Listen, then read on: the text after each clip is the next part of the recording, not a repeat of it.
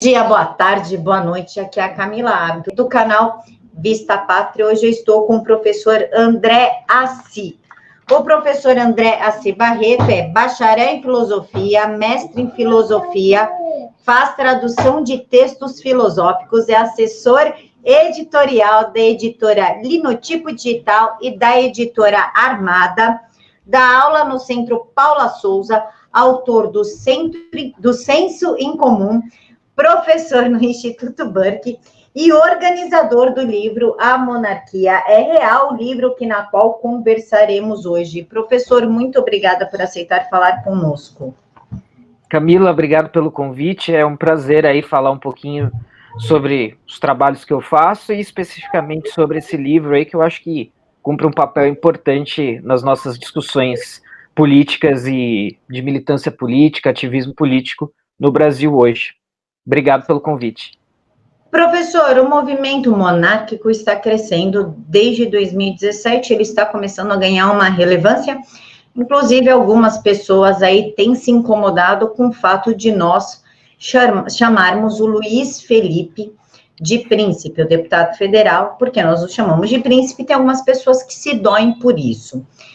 E englobando todos os fatos do movimento estar crescendo, de termos um príncipe como deputado federal, qual é a importância do livro que o senhor organizou? Olha, o título do livro, ele fala, né, em A Monarquia é Real, e como o próprio Márcio diz na abertura do livro, isso é um trocadilho com o sentido de realeza, né, associado à monarquia, mas também com o sentido de que a alternativa monárquica é real, no sentido de ser verdadeira, né, é tangível e etc. Só para contextualizar um pouquinho, eu sou altamente simpatizante da monarquia, do regime monárquico também, embora eu não me defina como um militante monarquista, né? Não me coloco dessa maneira, porque na verdade eu não sou um militante de nada, né? Eu só um parênteses aqui, mas eu não milito no sentido comum de militância, pelo menos. Claro que a gente pode dizer que publicar um livro desse é um ato de militância intelectual, né? Você está publicando um livro que contém textos que explicam o que é a monarquia, qual a sua importância. Aliás, e também, além desse parênteses, eu acho que é relevante aqui colocar um pouquinho da história do livro. Então, o livro, ele surge, o que também pode ser lido em detalhe na apresentação, mas ele surge de um contexto, evidentemente, de conversa entre monarquistas. E aí surge essa ideia, o Márcio Scansani é que está nessa conversa, eu não estava, e aí ele e as pessoas com quem ele conversou chegam, olha, por que não escrever um livro que seja uma coletânea de artigos e que trate da importância, da relevância da monarquia de diversos pontos de vista, então do ponto de vista da ciência social, da filosofia, da história, do direito, etc, etc. Então isso surge nesse determinado contexto, todo mundo concorda, o livro passa por algumas atribulações aí, alguns autores que estavam no projeto inicial e que estavam nessa conversa, que de princípio aderiram à ideia, depois acabaram não participando do resultado final, mas o livro saiu com a sua ideia original, né, por ser uma coletânea de textos tratando da monarquia e da sua importância e relevância desse ponto de vista. Então, basicamente, esse é o propósito do livro, mostrar que a monarquia é uma alternativa real para o que temos aí. Né? Se vamos virar uma monarquia amanhã, se a família real quer assumir o poder de maneira que, num contexto monárquico, né, e não entrando na política legislativa republicana, isso são outras questões, mas do ponto de vista até mais teórico, e justamente que o livro aborda, filosófico, etc., a monarquia é uma alternativa real. Né? Então, embora eu não seja um militante monarquista, eu sou altamente simpatizante, leitor, estudioso. Além desse livro, eu estou envolvido na publicação de alguns outros livros de teor monárquico também, que quem tiver interesse pode me acessar pelas redes sociais, que eu vou passar com o maior prazer. E apesar de não ser um militante, portanto, sou profundamente simpatizante. Quando houve o referendo para escolha da forma de governo, eu tinha 2 anos de idade, não poderia votar, evidentemente, mas se houvesse algo semelhante hoje, com certeza eu votaria na monarquia, né, como forma de monarquia parlamentarista, como a forma de governo para termos. Então eu acho que é isso, é basicamente isso.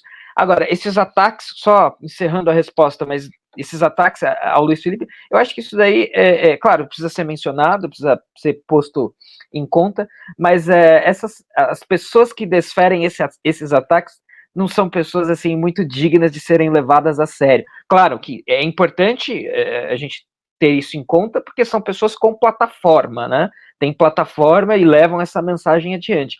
Mas são pessoas totalmente irrelevantes que desconhecem. O Luiz Felipe, o Luiz Felipe está faz parte da família real, mas ele não está na linha sucessória. Então a gente chamar ele de príncipe é uma mera, porque ele faz parte da família real. Não é porque a gente vai não é porque vai haver um golpe monarquista e a gente vai colocar o Luiz Felipe no poder e a gente já está se antecipando a isso, tratando ele como príncipe, que eu acho que é um pouco do que o pessoal que fala isso quer dizer, né? Ó, esses esquisitões autoritários querem a volta da monarquia e já estão chamando o cara de príncipe, sendo que ele não é príncipe. Bom, se ele faz parte da família real, é evidente que ele é príncipe, né?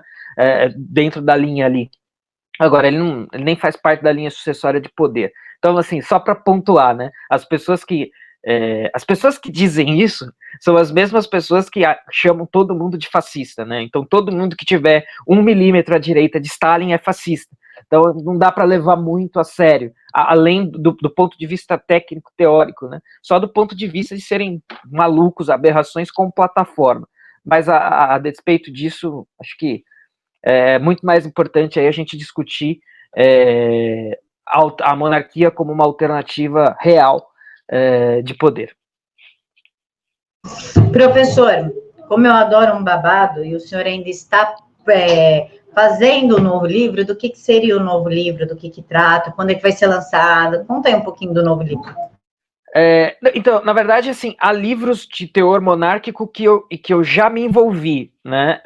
Atualmente, o que eu estou envolvido agora é uma história muito interessante, é um livro de literatura que tem um personagem que é um segurança pessoal do imperador, e o livro é ambientado como se o Brasil nunca tivesse deixado de ser um império, né? Vai ser uma série de 7 livros.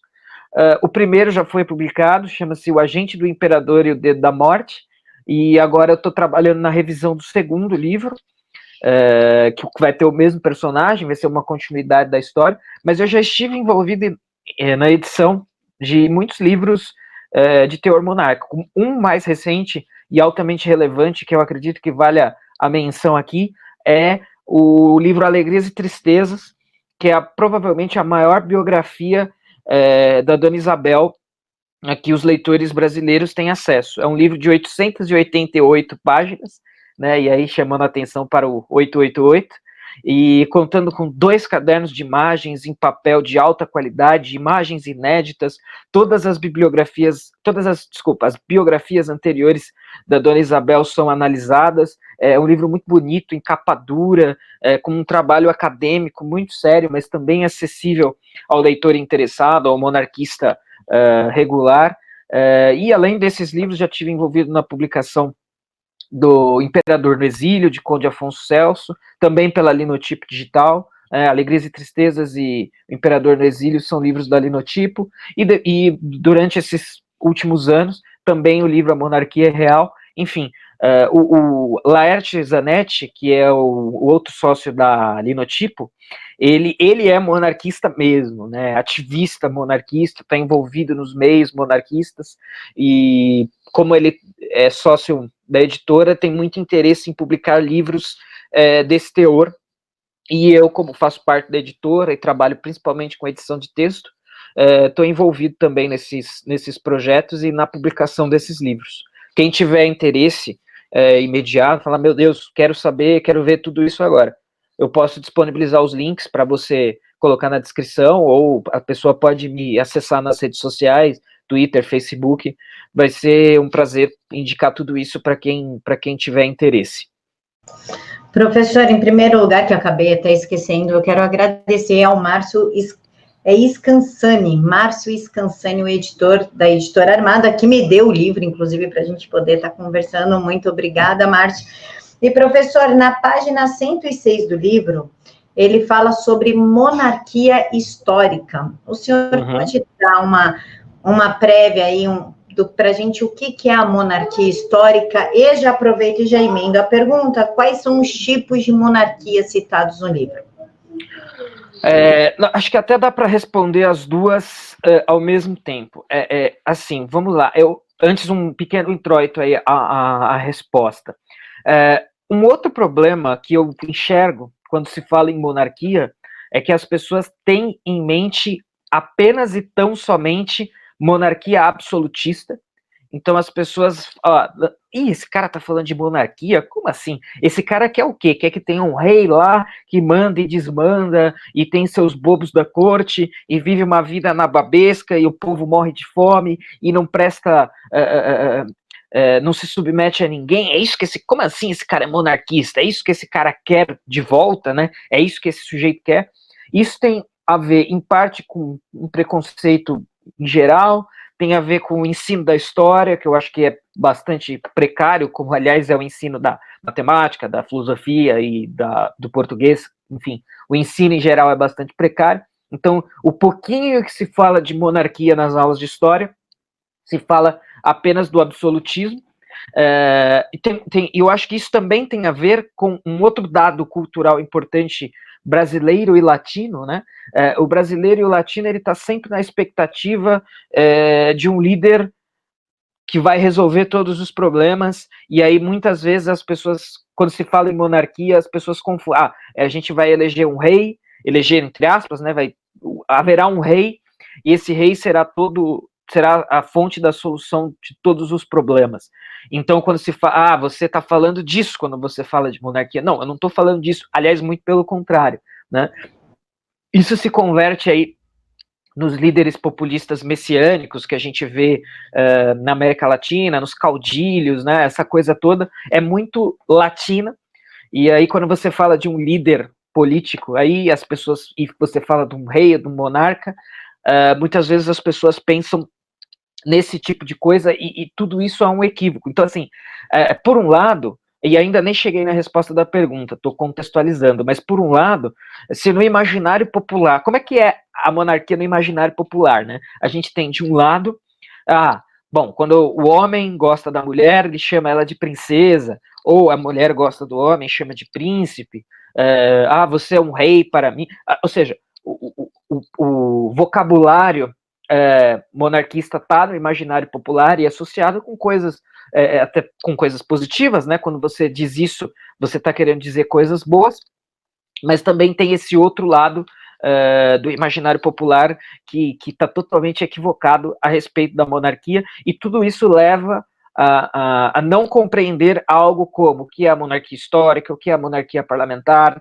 a monarquia constitucional e a monarquia absolutista que existiu, mas eu não conheço nenhum monarquista absolutista, né? Eu não conheço ninguém que proponha, olha, eu acho que a gente tinha que derrubar todas as instituições de governo, eleger um monarca, um rei absolutista e acabou, né? E eu não conheço ninguém que proponha isso com seriedade, mas a minha experiência com isso é que as pessoas pensam nisso quando se fala, muitas vezes, muitas pessoas, o senso comum aí, entre aspas, das pessoas associa a monarquia com esse tipo de coisa. E aí isso leva, portanto, a responder a pergunta o que é a monarquia histórica, né? Então eu separei aqui, eu não vou fazer leitura, evidentemente, eu separei alguns trechinhos aqui só para fomentar essa parte do texto.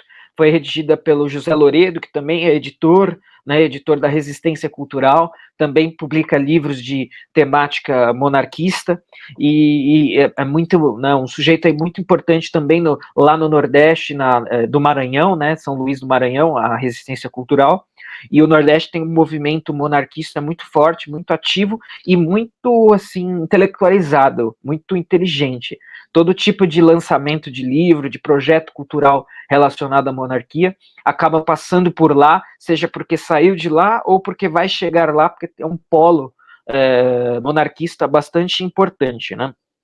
Então, na página 106, como você bem disse, do artigo do José Loredo, fala-se da monarquia histórica. O que é a monarquia histórica? Então, a monarquia histórica, ela é uma junção da monarquia parlamentar com a monarquia orgânica. Então, precisa de uma contextualização um pouco grande aqui, e eu vou recorrer a uma outra referência teórica para falar. Mas qual que é a importância disso? Quando a gente fala a monarquia histórica é a resposta precisa, técnica, coerente para o sujeito que acha que monarquia é só monarquia absolutista, que seja, é o rei todo-poderoso, que não presta contas a ninguém, faz o que quer, vive uma vida na babesca e o povo na miséria e dane-se tudo, ninguém pode fazer nada. Essa ideia a ideia de que a monarquia é isso é uma ideia muito equivocada, e a monarquia histórica é uma das possibilidades de monarquia e que não envolve isso.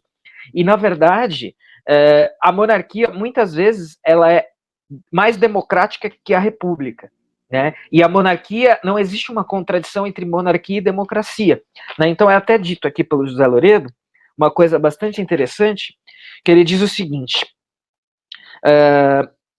se a melhor monarquia, conforme a doutrina aristotélico-tomista, é atemperada por elementos aristocráticos e democráticos, chamada, portanto, de mista, então, ou seja, desde a definição da ideia do que é a monarquia, elementos democráticos estão envolvidos nisso, né? Então, essa ideia do monarca absolutista, ela nunca foi uma coisa necessária, definidora do caráter da monarquia, né? E a monarquia histórica é uma vertente monárquica que traz em si essa abertura, né, para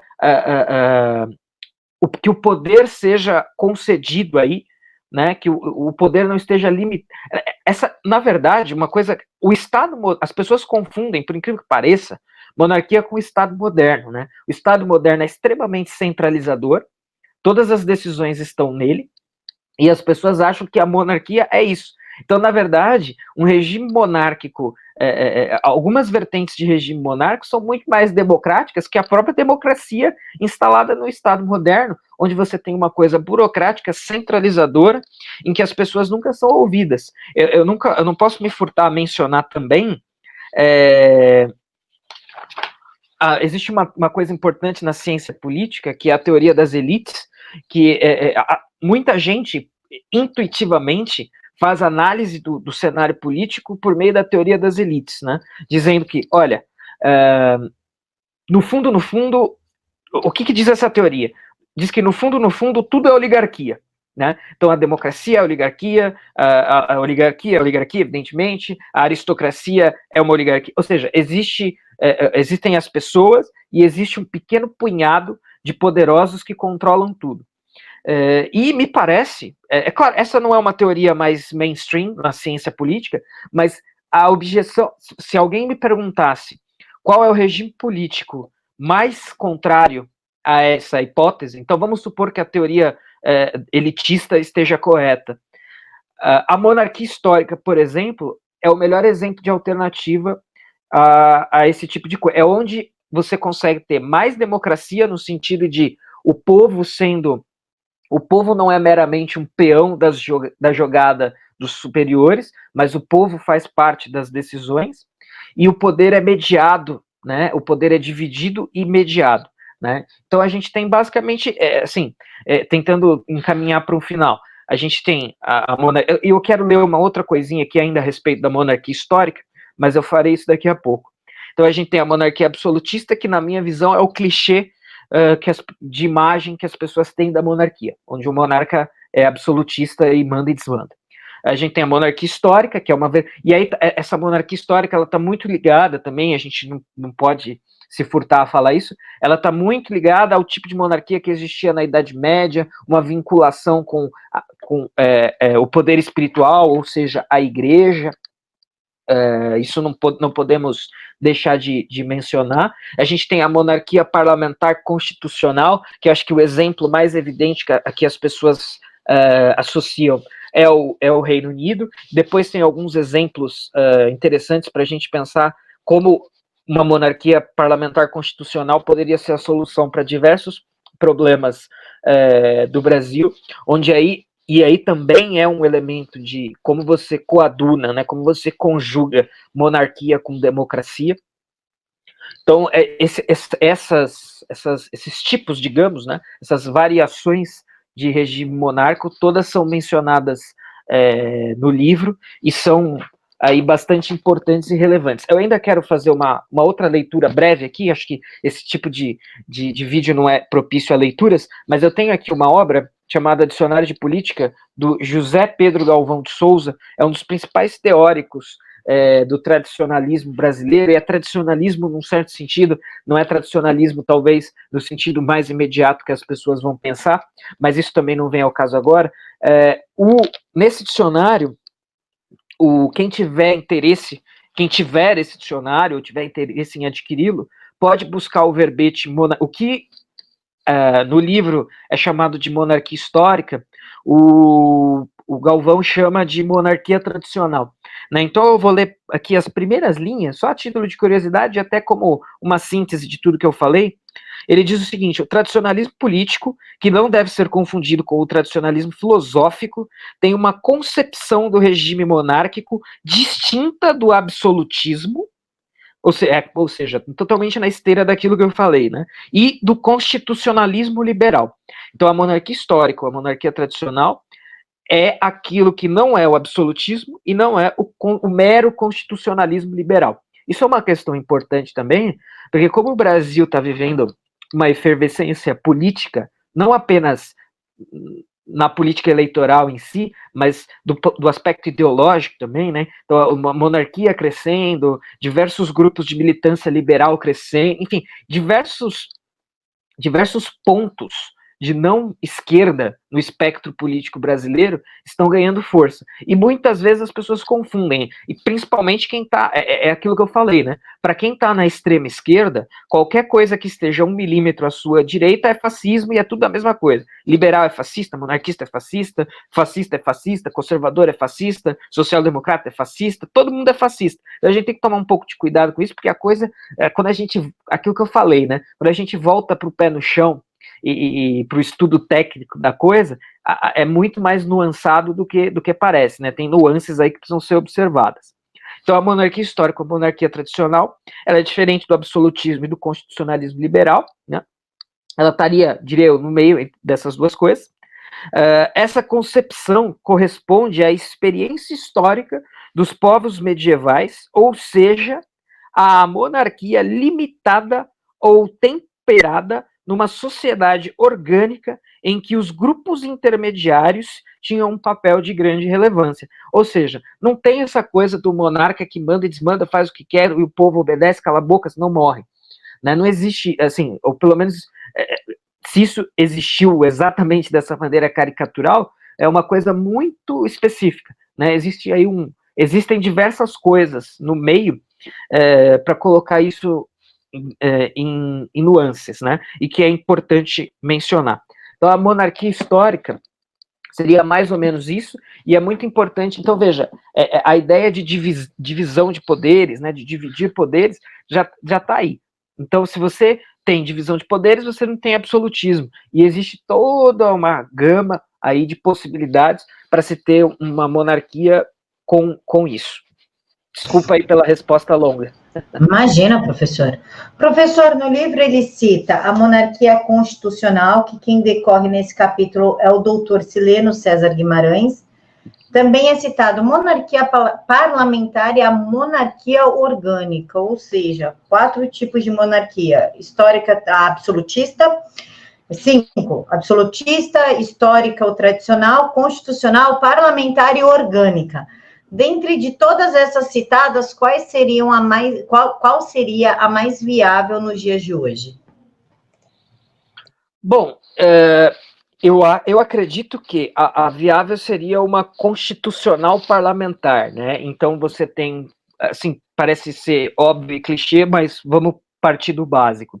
Você teria uma constituição à qual todos estão submetidos, inclusive o monarca, e o Brasil Império teve uma Constituição, então isso não é nenhum absurdo, que era uma Constituição com valores republicanos, diga-se de passagem, né? Então isso é muito interessante, né? Veja como a coisa tem nuances que a gente não pode deixar escapar, né? Então, os valores, por exemplo, expressos na Constituição Imperial, eles eram valores que a gente toma como valores republicanos. Então, respeito à propriedade, respeito ao indivíduo, respeito às liberdades individuais, respeito às decisões locais, né?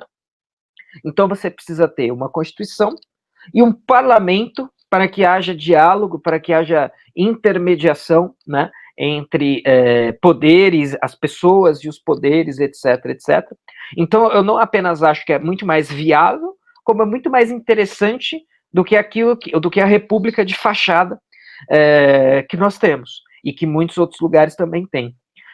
Então, e aí eu queria colocar 2 exemplos aqui, que são citados no livro, salvo engano, pelo próprio artigo do Sileno, que é um grande sujeito, que é o seguinte: se a gente pensar em termos de Reino Unido, é claro que lá também, provavelmente, muitos monarquistas dirão que lá é uma monarquia parlamentar de fachada, é um parlamentarismo, na verdade, enfim, embora isso não seja de todo verdade, alguém, com um certo ponto de vista, poderia dizer isso.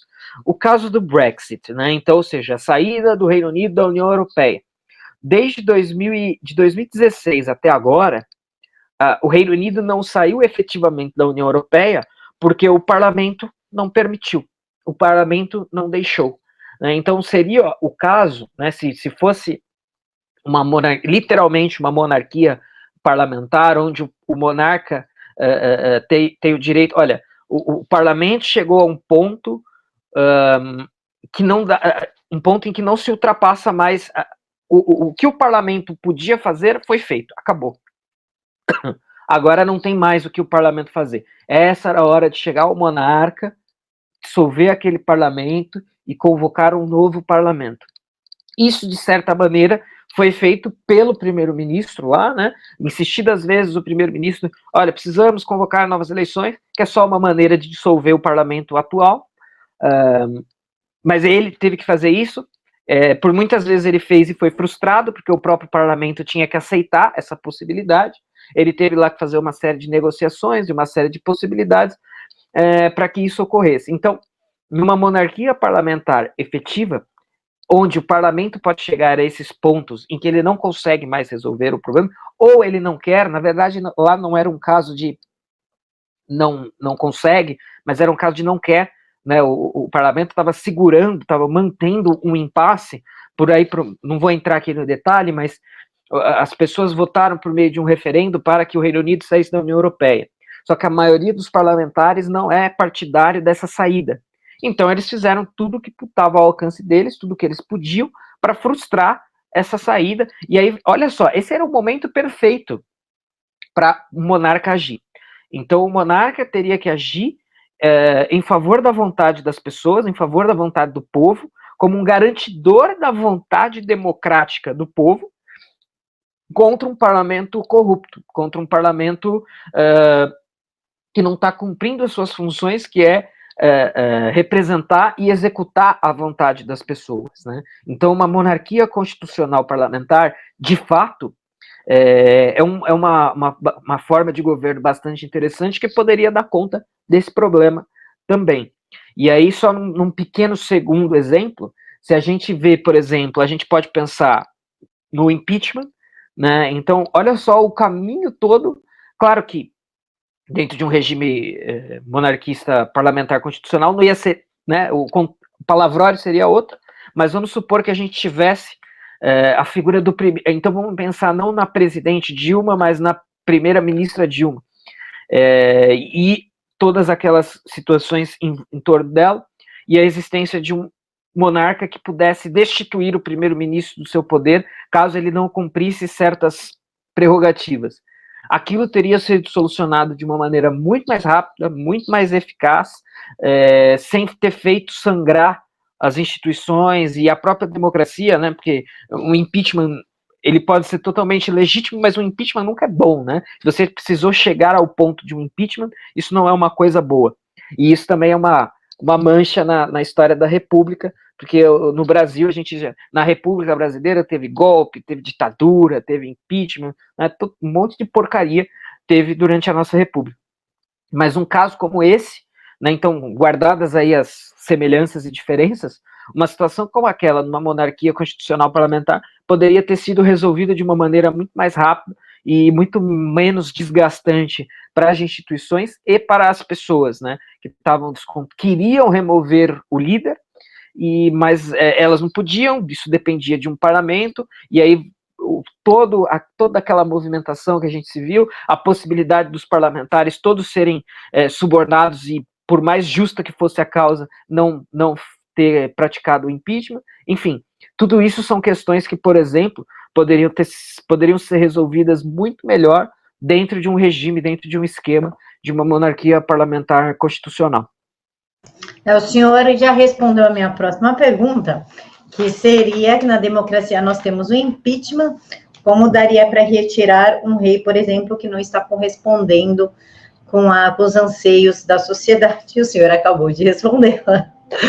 Então, a gente vai para outra pergunta. O pessoal fala que a monarquia teve o seu fim sobre um golpe militar. O senhor concorda com essa ideia? O senhor pode explicar para a gente o que aconteceu? Na verdade, até assim, de maneira até um tanto quanto surpreendente, muitos não monarquistas concordam e admitem isso, né? Então, até isso é um fato tão cristalino, assim, tão evidente, que talvez o republicano mais ortodoxo não concorde, mas assim, as demais pessoas, mesmo que não sejam monarquistas, ou até que sejam contrárias à monarquia, admitem que o que ocorreu no Brasil foi um golpe militar que visava instalar a república, o que estava na contramão dos anseios gerais, né? As pessoas não queriam, e em geral essas trocas de poder de maneira abrupta se dão por meio de golpes, e foi exatamente isso que aconteceu, né? Então, e aí a história da República Brasileira está marcada por isso. Então, por ter sido instalada por meio de um golpe, por ter a ideologia, né? Isso é uma coisa, isso talvez já não seja tão trivial, embora muita gente saiba, talvez não seja tão trivial. A ideologia por trás do republicanismo brasileiro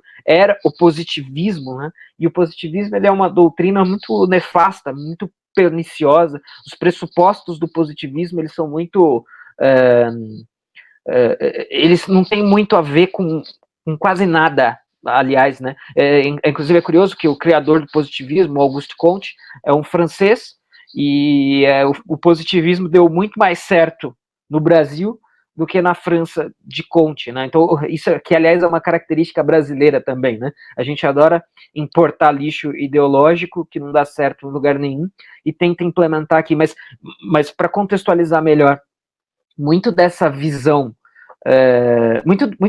das visões que nós temos no Brasil hoje, o positivismo ainda tem uma certa influência no Brasil hoje, né? Então a ideia, o clichê óbvio é o slogan ordem e progresso, que consta na bandeira, mas o positivismo, na verdade, politicamente, ele se coloca como uma ideologia tecnocrática e que fala, olha, se você implementar as coisas apenas do ponto de vista técnico, você vai se inserir na marcha inexorável do progresso da história. A história progride e você só precisa se inserir nessa marcha para que você progrida também.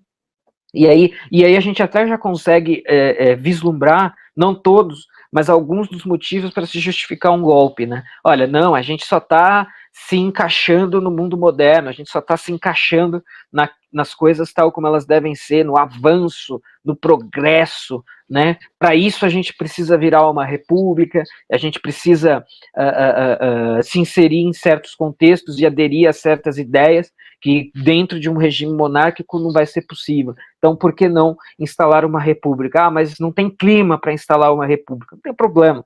A gente articula um golpe e instala uma república.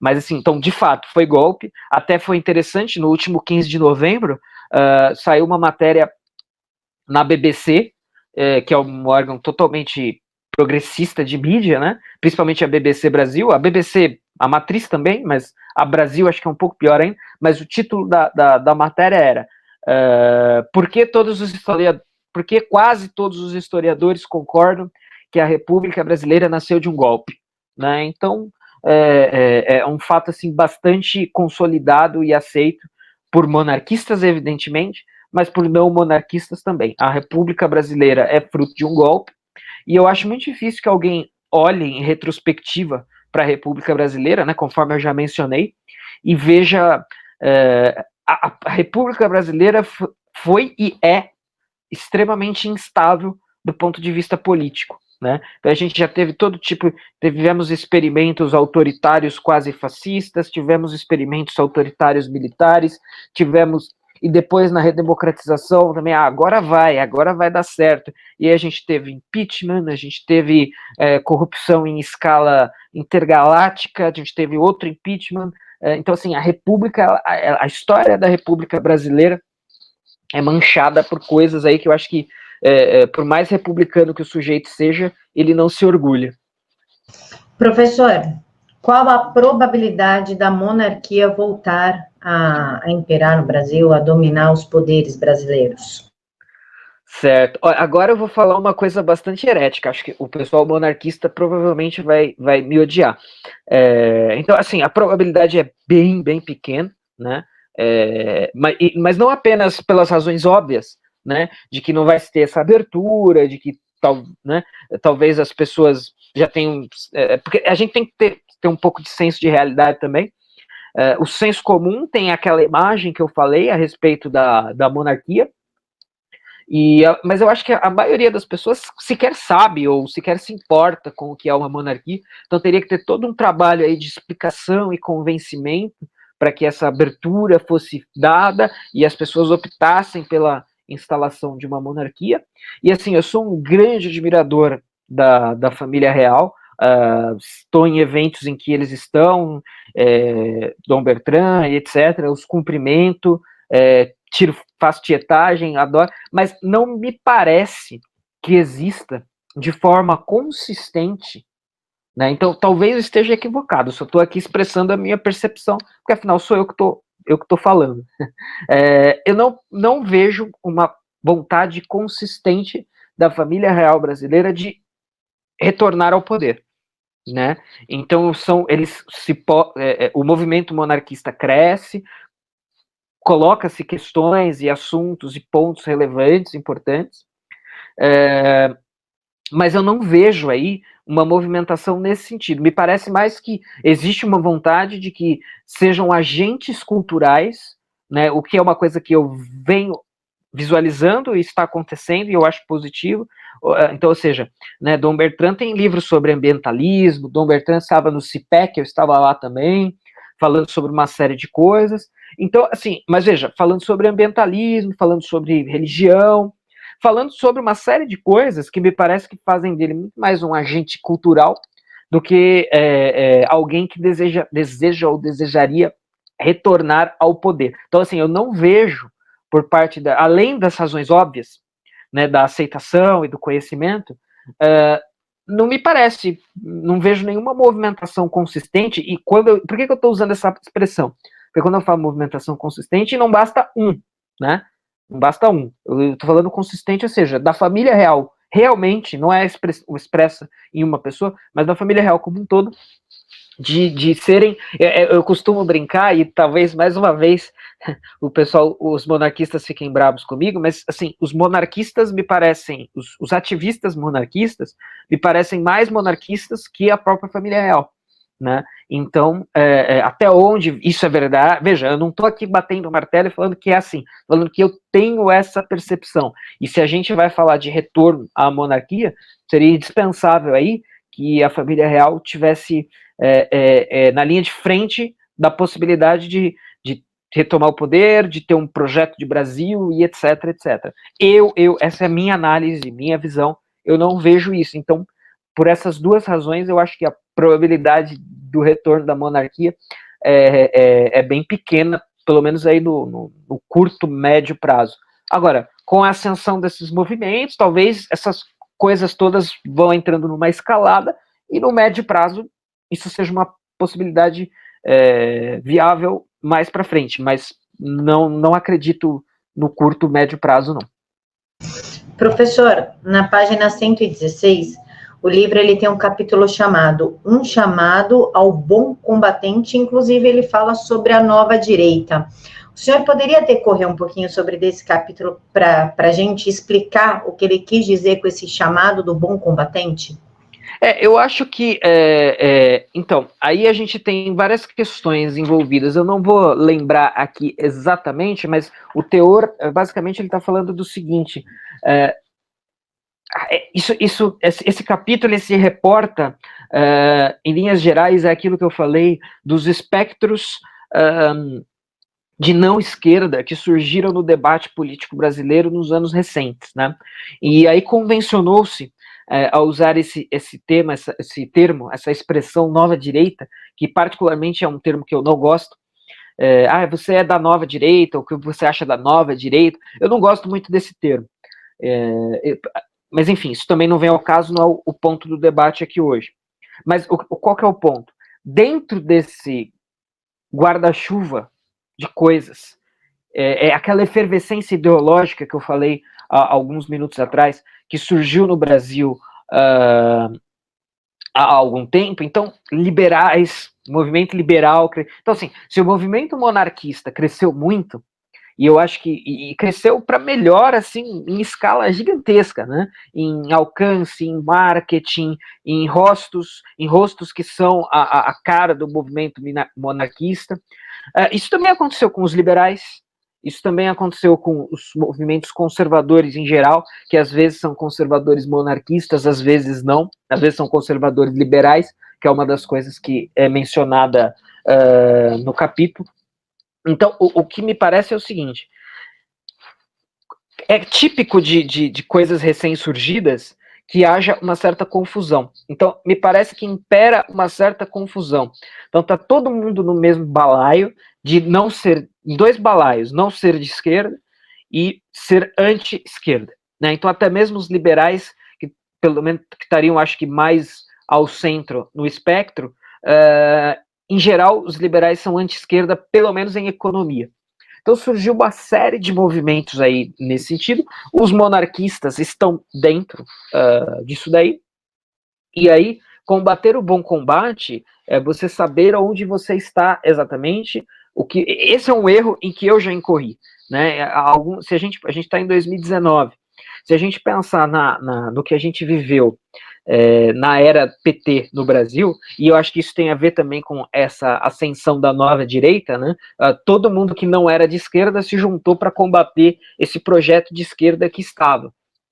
E agora que a gente tem um projeto de direita no poder, está cada um se separando novamente, né? Olha, liberais são uma coisa, conservadores são outra, e monarquistas, pelo menos por vezes, embora tenha o liberal conservador monarquista, né, que é o sujeito que vai acreditar numa economia livre, uma economia de mercado, vai guardar valores conservadores, que é uma coisa que está diretamente, um monarquista guarda valores conservadores. Acho que todo monarquista é necessariamente um conservador, mas não necessariamente todo conservador é um monarquista. Embora eu conheça monarquistas que se digam de esquerda, mas isso também é uma isso é uma excrescência para a gente comentar num outro momento. O que está sendo dito aí é que você precisa se reconhecer o que você é, onde você está, o que você quer, e quando você estabelecer essas bases, então você é capaz de combater o bom combate. Então hoje a gente está vendo que até um certo momento, todos estávamos na mesma trincheira, que era a trincheira de combater o projeto de governo de esquerda que aí estava. Agora, parece que as pessoas, todo mundo que está do lado direito do espectro não está mais na mesma trincheira. Então, monarquistas querem uma coisa, conservadores não monarquistas querem outra, liberais querem outra, e por aí vai. Então, para que você combata o bom combate, pensando em termos de ativismo, militância, você precisa saber em que lugar você está, em que ponto você está e com quem você está. Então, quem é realmente seu aliado, quem não é, né? Então, uma das razões pelas quais eu não gosto de termos como nova direita, porque provavelmente, para alguém que usa esse termo de uma maneira um pouco desregrada, é jogar todo mundo, monarquista é a nova direita, liberal é a nova direita, conservador é a nova direita, todo mundo é a nova direita, né, na medida em que não é esquerda. E são ideais direitistas que estavam praticamente inexistentes no Brasil, então todo mundo é nova direita. Legal, eu acho que isso não ajuda nada, não gosto desse termo, mas é um pouco disso daí, né? Então, para quem é militante de fato, ativista de fato, né, precisa prestar atenção nessa questão, nessa ideia de se combater o bom combate. Professor, no livro, da página 174, a página 220, ele fala de todos os poderes. Então, ele fala o imperador e a Assembleia Geral, o imperador e o poder judicial, o poder moderador e o poder executivo. O senhor poderia, por favor, decorrer sobre esses poderes, se nós vivêssemos numa monarquia, como é que ficaria a Assembleia, o Executivo, o Judiciário? Certo. Então, esse é um assunto, esse, na minha opinião, é dos mais complexos. Eu vou abordar aqui de uma forma mais superficial, mas tentando responder a pergunta. Acho que uma primeira coisa que vale a pena se destacar, se a gente vai pensar essas questões, é também o seguinte. Então, aquilo que eu falei, todos esses poderes existem numa monarquia, ou podem existir se o formato monárquico que se deseja assim quer e assim permite, né, e tudo mais. Então, ou seja, existe uma divisão de poder, existem instituições separadas que exercem poder, isso é descentralizado, né? Então, em alguns momentos do livro, eu até separei isso, eu não sei se eu vou achar aqui agora, deixa eu ver se eu vou achar. Aqui, ó. Na página 159, ainda no artigo do Sileno, vai se falar o seguinte, deixa eu achar aqui, a partir dessa página, certo, o Benjamin Constant, né, mencionado aqui, é uma figura importante também para esse, eu não vou achar o trecho que eu queria aqui, mas no capítulo do Guimarães Sileno, né, que é deixa eu achar aqui, começo do artigo, as monarquias constitucionais e os harmônicos do direito, ele fala bastante sobre essa questão também, que é falada nessas páginas na sequência, e eu acho que, então, primeiro, há divisão de poder, segundo, esses poderes existem, são harmônicos, se respeitam, e isso é descentralizador. Então, por exemplo, um slogan que é um slogan relativamente antigo já, mas que voltou ao debate público aí, é o mais Brasil e menos Brasília, né? O Paulo Guedes ressuscitou isso daí, o próprio Bolsonaro ressuscitou, e é uma frase aí antiga do pai do Hélio Beltrão, que eu não me recordo agora o nome dele, mas é do pai do Hélio Beltrão. Então, a monarquia parlamentar constitucional, ela dá aso à existência desses poderes e ela descentraliza. Então, o grande regime de governo que pratica o lema, pratica o slogan mais Brasil, menos Brasília, seria a monarquia, né? Porque o monarca dividiria o poder com pequenas autarquias, seria algo, vejam, estou cometendo aqui uma heresia, mas é só para ilustrar, estaria incluso nesse pacote uma espécie de municipalismo, né? Então não tem essa coisa do o monarca que vai exercer o poder absoluto de maneira autoritária e sem prestar contas. Não, ele vai, pelo contrário, o que parece ser uma figura centralizadora do poder, na verdade parece ser uma figura centralizadora, na verdade é uma figura descentralizadora, porque tem esses poderes que você citou, e ele vai, então o monarca, ele vai ser o monarca, evidentemente, e ele vai guardar para si a função de poder moderador, né, que aí eu acho que é a grande questão importante, é algo que se fala muito também quando se cita Dom Pedro II, né, como alguém que exerceu o poder moderador que lhe cabia. Deixa eu ver aqui se eu vou achar. Não, aqui eu não vou achar. Eu vou voltar a recorrer ao livro, ao dicionário de política do Galvão. Eu separei aqui o artigo de poder moderador. Evidentemente que eu não vou ler por inteiro. Mas qual que é a ideia, então? Então, dentro desse esquema todo, você tem o monarca, você tem esses poderes, você tem uma descentralização e você tem o monarca guardando a função de poder moderador, que é basicamente, também a gente pode entender como aquela, por exemplo, o caos do... Então, você tem um poder judiciário, como você mesmo mencionou, mas e se o poder judiciário estiver ou fomentar o caos? E o que fazemos? Parece uma situação bem atual, né? O que fazer quando? Primeiro, o judiciário transcende as suas funções devidas. Primeiro problema que a gente enfrenta agora e não temos como solucionar, né? Até temos impeachment do ministro do STF. Porra, mas até você conseguir isso daí é quase impossível. É inacessível, né? Você conseguir algo assim. Então, o que fazer? Então, se a gente está numa monarquia constitucional parlamentar, em que existe um poder judiciário, só que esse poder judiciário está corrompido, né? E não apenas corrompido moralmente, mas está corrompido no sentido de que está extrapolando as suas funções, está transgredindo as suas funções, que é exatamente o que a gente está visualizando hoje com o STF. Então, o monarca vai ter a prerrogativa constitucional legítima de exercer o seu poder moderador. Então ele vai falar, epa, peraí, poder judiciário é para legislar, não é para criar lei, como a gente vê agora, entre outras confusões envolvendo o poder judiciário, a gente vê claramente uma transgressão da divisão de poderes. Então, veja, mais uma vez, né, o que as pessoas acham que acontece na monarquia, na verdade, acontece na república. Então você tem a divisão de poderes, legislativo, executivo e judiciário, você espera que o judiciário arbitre, mas na verdade ele está legislando, o que não é sua prerrogativa. Então, o que poderia acontecer num contexto de uma monarquia parlamentar constitucional com poder moderador?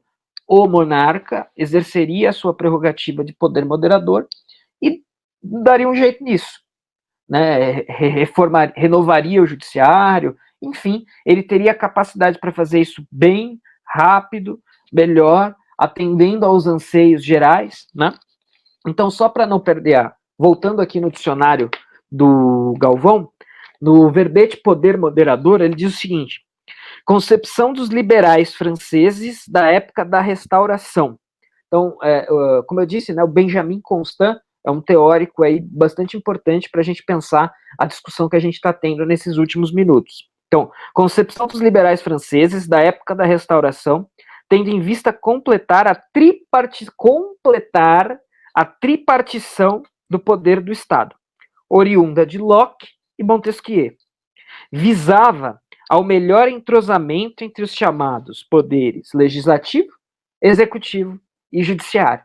Então você tem os três poderes, e o poder moderador seria algo que paira sobre os três, está acima dos três, como garantidor do funcionamento legal, né, legítimo desses três. Evidentemente que eu não vou ler o verbete todo, só mais algumas linhas. A harmonização destes, que os norte-americanos procuravam realizar pelo sistema de freios e contrapesos, checks and balances, na monarquia representativa constitucional, devia caber ao próprio rei. Né? Então, o rei é que vai guardar essa função de poder moderador. Só mais uma linha aqui. Além disso, tratava-se de encontrar uma via média entre o absolutismo e o liberalismo. Então, o que é o poder moderador? O poder moderador não é o monarca absoluto, ele não pode fazer o que ele quer, ele tem que operar dentro dos limites e prerrogativas que o cabem. Mas, quando os outros poderes... Porque as pessoas quando se pensa num rei ou num monarca, e se o monarca se corromper ou for corrompido? Bom, mas numa república, numa democracia, e se os poderes forem corrompidos, o que você faz, né? Isso é uma questão que não é uma questão inerente à monarquia, né? Não dá para dizer que a monarquia não tem esse problema, ela tem, como qualquer regime político tem, mas por que a gente só pensa nisso quando se fala em monarquia e não se pensa nisso quando se fala na democracia representativa, no regime no presidencialismo que a gente tem no Brasil hoje, por exemplo, né? Então, assim, me parece, curioso, assim, parecem aquelas coincidências interessantes da história, mas é curioso como o momento para se falar em poder moderador não podia ser mais propício, né? Desde o impeachment, desde o caos político que a gente está vivenciando no Brasil nos últimos anos, agora que a coisa está começando a se apaziguar levemente, como seria necessário, importante, bem-vindo e válido a existência de algo como o poder moderador, né? Metade dos problemas que a gente enfrentou poderiam ter sido resolvidos de maneira melhor, mais eficaz, mais rápida, atendendo os anseios do povo, né? Então, e essa questão do atendendo os anseios do povo é muito importante, porque qual que é o senso comum da democracia é o governo do povo, né? O clichê da definição e o senso comum. Mas a gente sabe bem que isso é muito limitado, né? E muitas vezes não é verdadeiro. Então, por exemplo, quando você tem o judiciário legislando, o judiciário não foi eleito pelo povo, então ele não está lá democraticamente, pelo menos não de maneira direta, e está tomando decisões que estão em desacordo com aquilo que quer o povo, né? Que quer as pessoas. E aí, o que fazer, né? Então, o poder moderador seria a figura aí que poderia ser uma possível solução nesse sentido, mas não o temos, infelizmente. Pessoal, esse é o professor André Assi e ele é o organizador do livro, peraí, deixa eu achar direitinho a câmera aqui, A Monarquia Real, que aborda o período monárquico sobre o viés político, histórico, jurídico e social. O link do livro eu vou deixar aqui na caixa de informações e é claro que vocês vão comprar por esse link, porque aí vocês me ajudam por causa da Amazon Associados. Professor, o senhor gostaria de fazer as suas considerações finais aqui para a galera do canal? Claro. Foi um prazer falar, é sempre um prazer falar. Monarquia, monarquismo, etc. Eu tenho interesse por diversos assuntos. Monarquia é um deles. É um assunto que o tempo passa, né? E às vezes está um pouco mais em alta, um pouco mais em baixo, mas é um assunto constante. Eu tenho muito prazer assim, em estar envolvido nessa discussão, em trabalhar com a edição de livros em geral, é claro, mas a edição de livros que tratam desse tema. Eu acho que é um resgate histórico, é uma oportunidade da gente saber que o Brasil já foi grandioso um dia, né? E o período imperial está aí para nos provar e nos atestar isso. Então, é um prazer falar sobre esse assunto, foi um prazer editar esse livro. Estou sempre à disposição para esclarecimentos, falar de outros assuntos também. Foi um prazer, agradeço a Camila pelo convite, pela gentileza, pela oportunidade de falar. E é isso, um grande abraço a todos, obrigado pela atenção. Se alguém tiver ainda alguma dúvida ou questão, pode me acessar pelas redes sociais aí tranquilamente. Forte abraço a todos. Pessoal, as redes sociais do professor também está aqui na caixa de informações, é só clicar e seguir. Eu sigo ele pelo Twitter, que é a rede social que eu mais uso, e onde ele posta assim, coisas bem interessantes, então vale a pena acompanhar, lembrando que o professor é do Instituto Burke e do Senso em Comum também, então realmente vale a pena acompanhar o professor. Quero agradecer a todos e lembrar para vocês que o canal tem apoia-se, então clica aí para ajudar a gente. E desejo que todos fiquem com Deus e que Jesus abençoe muito a vida de vocês, que preencha a vida de vocês com vitória e que somente a vontade dele prevaleça na vida de cada um de vocês. Muito obrigada e fiquem todos com Deus.